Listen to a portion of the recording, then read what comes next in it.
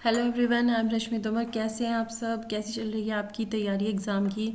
पहले तो मैं आपको सॉरी बोलना चाहूँगी क्योंकि 4-5 दिन से मैं रेगुलर नहीं हो पा रही हूँ। किसी वजह से मैं रेगुलर नहीं आ पाई, लेकिन फिर भी आगे भी मेरी कोशिश यही रहेगी कि जो भी इम्पोर्टेंट टॉपिक्स हैं, जो मुझे लगता है एग्ज़ाम के पॉइंट ऑफ व्यू से मैं आपकी हेल्प कर सकती हूँ, तो वो मैं ज़रूर करूँगी। अभी मुझे लगा कि जो मैंने एग्ज़ाम देखे हैं अभी डिपार्टमेंटल जो एग्ज़ाम हुई, कि मेंटल हेल्थ पर बहुत ज़्यादा बात हो रही है, तो मेंटल हेल्थ आज का हमारा टॉपिक रहेगा, नेशनल मेंटल हेल्थ सर्वे। और ये 2016 में हुआ था। देखिए ये इम्पॉर्टेंट क्यों हो गया है आज के टाइम में। जो इसके रिजल्ट्स हैं वाकई उन्हें देखने के बाद लगता है कि ये बहुत ज़्यादा इम्पॉर्टेंट आज के टाइम में ये टॉपिक हो गया है, और एजुकेशन में तो बहुत ज़्यादा, क्योंकि अगर कोई बच्चा मेंटल हेल्थ उसकी अच्छी नहीं है तो वो एजुकेशन में बहुत अच्छा नहीं कर पाएगा। तो 2016 में ये एक सर्वे हुआ जिसके रिजल्ट में ये आया कि 1 in 20 people in India suffers from depression. हमारे देश में 20 में से एक आदमी, हर 20 आदमी में से एक आदमी डिप्रेशन का शिकार है। और 13 से 7 एज ग्रुप के जो बच्चे हैं वो 7.3% वो मेंटल डिसऑर्डर के शिकार हैं। अब मेंटल डिसऑर्डर के जो टाइप्स हैं, कितने तरह के इसमें रिजल्ट आए कि किस किस तरह के डिसऑर्डर हैं। डिप्रेसिव एपिसोड्स 2.6% लोगों में पाया गया। एग्रोफोबिया 2.3 पाया गया। अब देखिए एग्रोफोबिया में क्या होता है, इसमें सार्वजनिक जो जगह होती है, मतलब बहुत भीड़ भाड़ वाली जो जगह होती है, वहाँ पर जाने से वो जो इसको ये प्रॉब्लम होती है एग्रोफोबिया की, वो कतराने लगता है, उसको डर लगता है कि जैसे उसको वहाँ पर कुछ नुकसान हो जाएगा। जैसे कि शॉपिंग मॉल है, उसमें भीड़ भाड़ है बहुत ज़्यादा, तो वहाँ नहीं जाएगा, या मार्केट है, इस तरह की जो भी जगह है, सिनेमा हॉल है, उनमें जाने से वो डरता है। उसको ये लगता है कि पता नहीं वहाँ से उसको क्या हो जाएगा। इंटेलेक्चुअल डिसेबिलिटी 1.7% में है। ये होती है दो तरीके की, जिसमें आईक्यू जो है 35 से 55 के बीच अगर है तो ये बहुत ज़्यादा है प्रॉब्लम, और अगर 50 से 69 के बीच है तो ये थोड़ा सा कम है। ये है तो दोनों में ही प्रॉब्लम। 70 से जो कम आईक्यू वाले बच्चे हैं उनको ये प्रॉब्लम होती है, लेकिन इनमें भी दो कैटेगरी बनाई गई हैं। तो इसमें इस वाली प्रॉब्लम में क्या होता है, इसमें जो बच्चा होता है वो सबके साथ एडजस्ट नहीं हो पाता, मतलब उसका जो समायोजनात्मक व्यवहार है, अडेप्टिव बिहेवियर, वो बहुत अच्छा नहीं कर पाता, उसकी कमी हो जाती है। और काफ़ी हद तक जो कॉग्निटिव जो फंक्शन होता है उसका, वो ज़ीरो के लगभग हो जाता है, और इसी को ही हम मेंटली रिटार्डेड भी बोलते हैं। अगला है ऑटिज्म स्पेक्ट्रम डिसऑर्डर, 1.6% में है। अब ये वाली प्रॉब्लम में क्या होता है, इस वाली प्रॉब्लम में जो पीड़ित होता है, जो इसमें वो बच्चा या जो भी है, वो एक ही काम को ना बार बार करने लगता है, और उसके जो काम होते हैं वो भी बहुत सीमित हो जाते हैं, क्योंकि वो बार बार एक ही काम को करता रहता है, एक ही व्यवहार को, एक ही बातों को बार बार दोहराता रहता है इस वाली प्रॉब्लम में।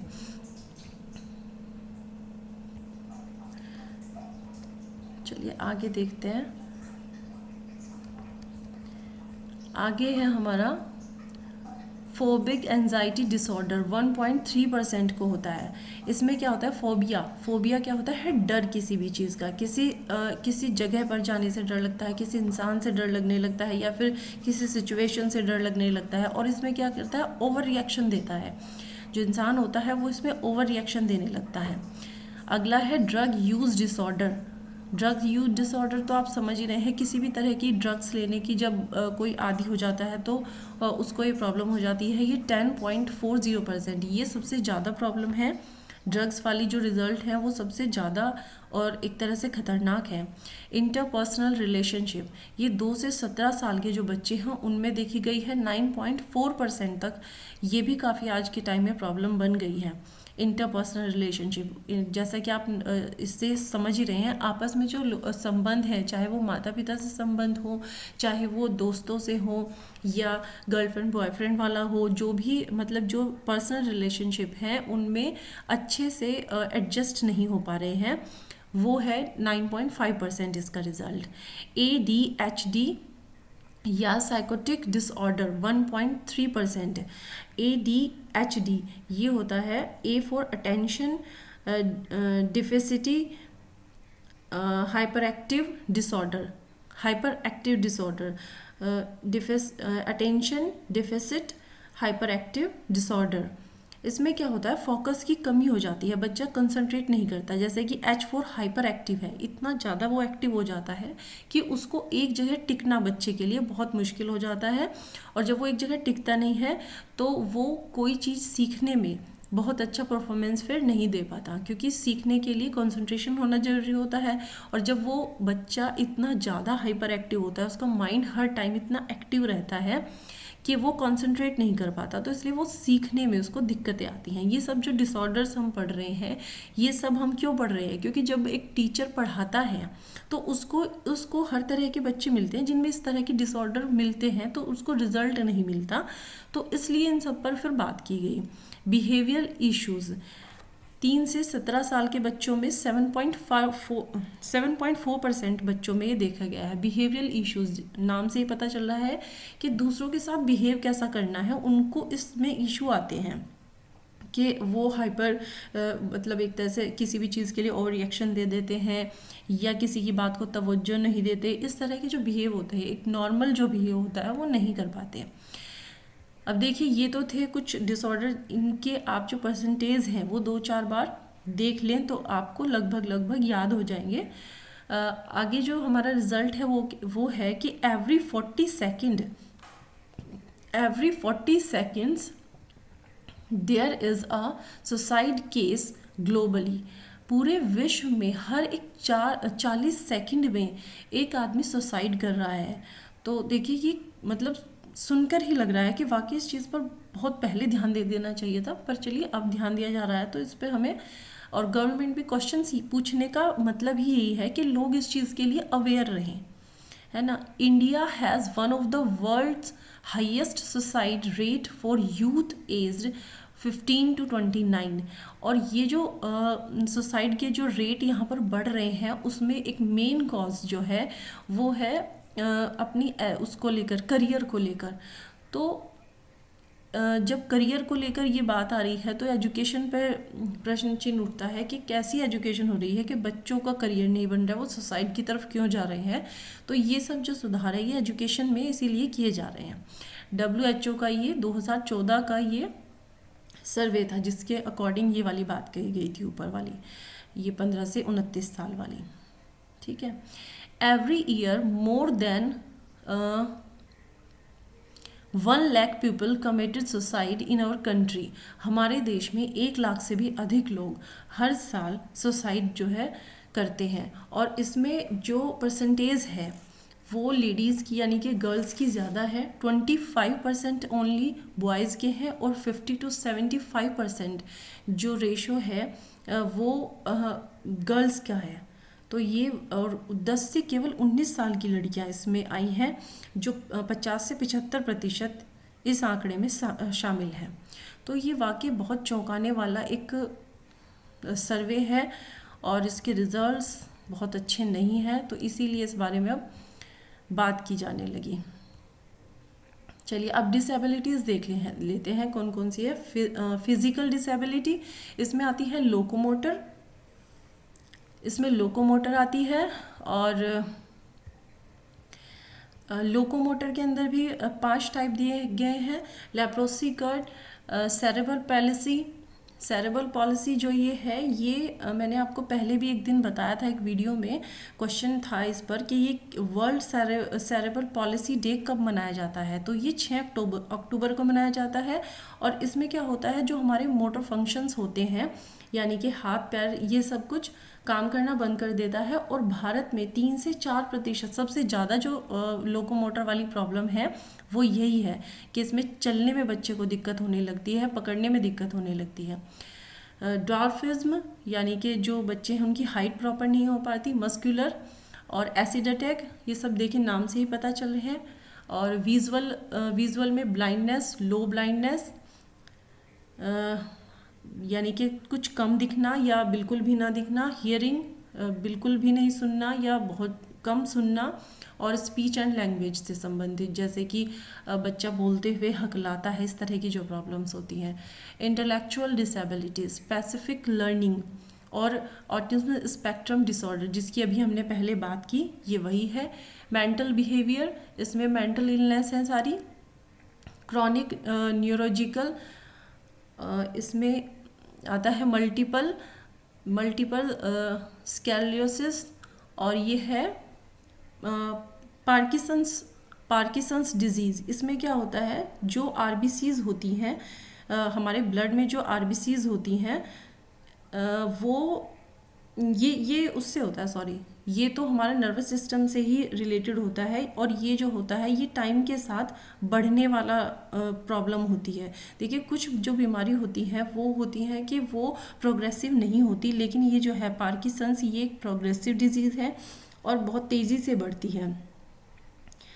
और इसी में ब्लड डिसऑर्डर आता है। ये तो देखिए सब नॉर्मल से ही है। हीमोफीलिया, थैलेसीमिया और स्कैलिक ये भी था।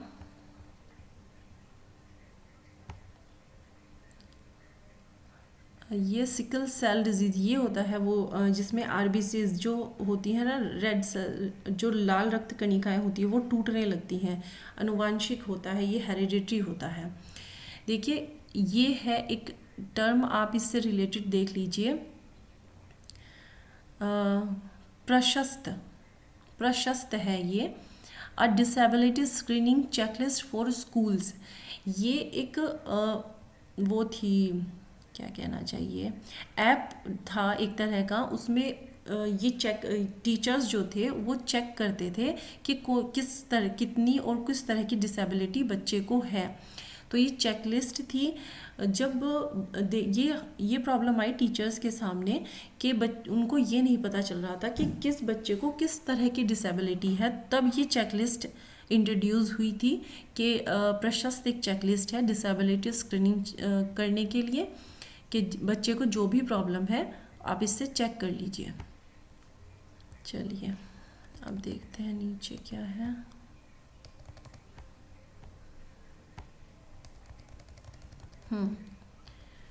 ये जो है NIMHANS, national institute of mental health and neuroscience. देखिए जो भी फुल फॉर्म है वो आप अच्छे से ज़रूर एक बार देख लें। इसका जो मेन ऑफिस है वो बेंगलोर में है। अब ये कुछ डिसेबिलिटी से रिलेटेड कुछ एक्ट्स हैं। पर्सन विद डिसेबिलिटी एक्ट 1995 में आया था।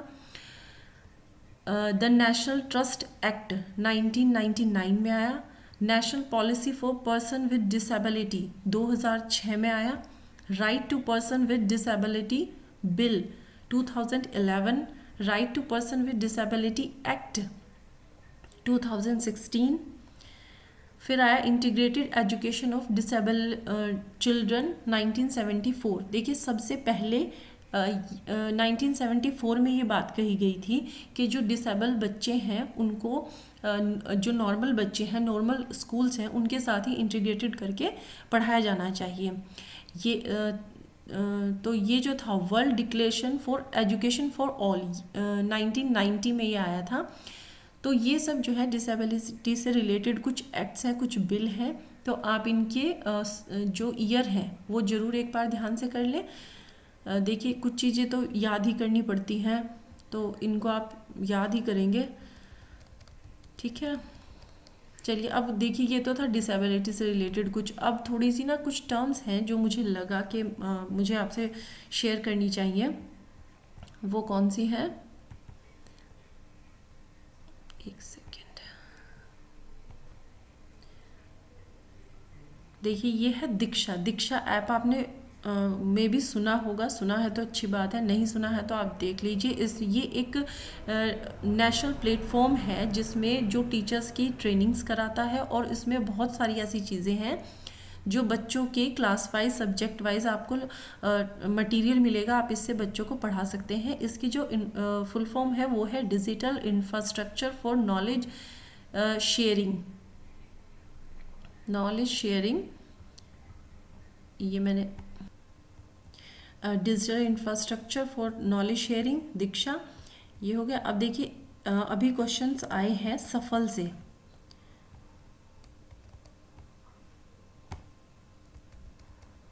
सफल सफल जो है structured assessment for analysing learning, इसमें क्या है, जो कॉम्पिटेंसी बेस्ड जो असेसमेंट है वो इसमें किया गया है, उनके लिए है। और जो ग्रेड 3, 5 एंड 8 है उनके लिए ये प्रोग्राम था। फाउंडेशनल स्किल्स और बेसिक लर्निंग जो है वही इसमें चेकिंग उनकी हो रही थी। और ग्रेड 3 में लैंग्वेज और मैथ्स के लिए था। ग्रेड 5 जो है वो लैंग्वेज, मैथ्स एंड ईवीएस के लिए था। और ग्रेड 8 के लिए था लैंग्वेज, साइंस एंड मैथ्स। तो क्वेश्चन बनता है कि सफल में ग्रेड 5 के लिए कौन से सब्जेक्ट थे, ग्रेड 3 के लिए, या सफल जो है क्या ग्रेड 6 के लिए था। इस तरह का क्वेश्चन बन सकता है।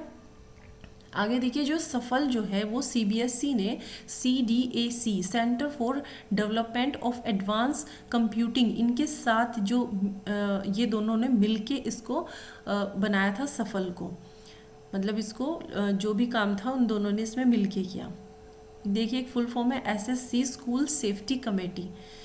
ये भी आजकल बहुत ज़्यादा एक तरह से इसकी बात की जाती है, स्कूल सेफ्टी, कि स्कूल में ऐसा इन्वायरमेंट हो जहाँ बच्चा अपने आप को ना सेफ फील करे। चलिए अगला देखिए, एक टर्म मुझे मिली थी विद्यादान। सीबीएसई ने एक ऐसा प्लेटफॉर्म जो दीक्षा है उसमें इस तरह का एक मौका दिया था टीचर्स को कि वो जो है जो भी उनका जो कंटेंट है जो उन्होंने पढ़ाया है अपने स्कूल में, अपनी क्लास में, जो भी उनकी बेस्ट प्रैक्टिसेस हैं वो जो पूरी कंट्री है उसके टीचर्स के साथ शेयर कर सकते हैं, ताकि वो टीचर्स भी अपने स्कूल में बच्चों को उसका कुछ फ़ायदा दे सकें। जैसे कि सपोज़ मुझे कोई चीज़ बहुत अच्छे से आती है तो मैं अपनी जो मेरा कंटेंट है, जो प्रैक्टिसेस हैं बेस्ट, मैं उनका विद्या दान कर सकती हूँ। कौन से ऐप पर? दीक्षा ऐप पर ही किया जाता है वो कंटेंट। और फिर वो जो उसका फ़ायदा है वो और टीचर्स और उनके बच्चे भी ले सकते हैं। तो ये विद्या दान है। ये भी एक नई टर्म मुझे लगी थी कि विद्या दान, इस पर भी कोई क्वेश्चन बन सकता है दीक्षा ऐप से। चलिए एक है OASIS। देखिए ये जो फुल फॉर्म है online affiliated school information system. ये एक प्लेटफॉर्म है जो इवोल्यूशनर एग्जामिनर का काम करता है, एग्जामिनर ड्यूटीज़ का काम करता है क्लास 10th और 12th के लिए। वैसे तो ये बोर्ड एग्ज़ाम के लिए है, लेकिन देखिए मैं तो ये चाहती हूँ कि कोई भी जो टर्म है कम से कम उसके बारे में आपको इतना तो पता ही हो कि किससे रिलेटेड है और क्या काम करती है। भले ये 10th 12th बोर्ड एग्ज़ाम की हो, लेकिन जब इतने ज़्यादा क्वेश्चन बनने होते हैं तो देखिए क्वेश्चन कुछ भी बन सकता है। पॉसिबिलिटी फिर थोड़ी सी किसी भी तरह के क्वेश्चन आने की बन जाती है। चलिए FAQs जो है, देखिए CBSE ने एक अपलोड जो किया था सिस्टम, उसमें FAQs in the contest of examination so that scale holders, जो स्केल होल्डर्स हैं वो जो है इस पर FAQs यानी कि फ्रिक्वेंटली आस्क्ड क्वेश्चंस पूछकर स्कूल से संबंधित जो भी डॉक्यूमेंट्स है, क्वेरीज है, वो सब कर सकते थे। तो जैसे MCQs होते हैं ऐसे FAQs फ्रिक्वेंटली आस्क्ड क्वेश्चंस होते हैं। अच्छा एक है, देखिए न्यूपा के बारे में भी आया, national university of educational planning and administration. तो जितने भी प्लान होते हैं एजुकेशन से रिलेटेड वो न्यूपा बनाती है। और इसका जो पहले नाम था वो था नीपा, NIEPA, नीपा। और 1962 में इसे बदलकर शायद न्यूपा कर दिया गया था। 1962, हाँ 1962। चलिए एक देख लेते हैं आपके लिए, थोड़ी कुछ नई टर्म्स हैं। देखिए टर्म्स मैंने इसीलिए दी है कि कम से कम आपको ये पता हो कि हाँ आपने ये पढ़ी है, सुनी है। क्योंकि अगर आप देखिए आइडिया भी लगा रहे हैं किसी आंसर का, तो कम से कम टर्म के बारे में आपको थोड़ा बहुत तो पता होना चाहिए। शाला दर्पण ये क्या है? Is a school management software towards e-governance. ये जो शाला दर्पण है इसमें ना ये होता था कि स्कूल से रिलेटेड जो भी रिजल्ट है सब तरह के वो उस पर अपलोड किए जाते थे, सब मैनेज किया जाता था, स्कूल का काम इसी पर। और इसी में एक टर्म आती है शगुन। दिस साइट कंटेन्स वीडियोज़, जैसे दीक्षा ऐप पर वीडियोज़ हैं, इसी तरह शगुन ऐप पर भी प्रैक्टिसेस हैं, वीडियोज़ हैं सबके लिए। और ये शगुन जो है वो दो को ऐड करके बना SHA। ये तो शाला ही है, इसका जो फुल फॉर्म है SHA की शाला, शाला मीन्स स्कूल, और GUN गुण, गुण मतलब गुणवत्ता, क्वालिटी, यानी कि एक ऐसा स्कूल जहाँ पर आपको क्वालिटी मिले। चलिए, तो आज की वीडियो में तो इतना ही था।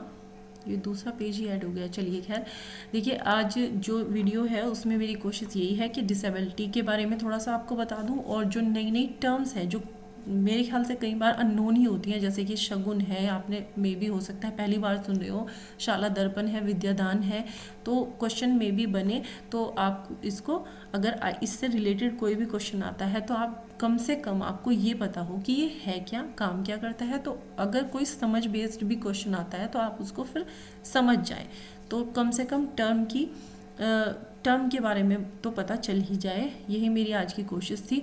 अगर आपको लग रहा है आपने इसमें कुछ भी नया सीखा है या आपके कुछ काम का है तो प्लीज़ शेयर करें वीडियो को और लाइक करें। आज के लिए इतना ही, और चैनल को सब्सक्राइब करें। Thank you.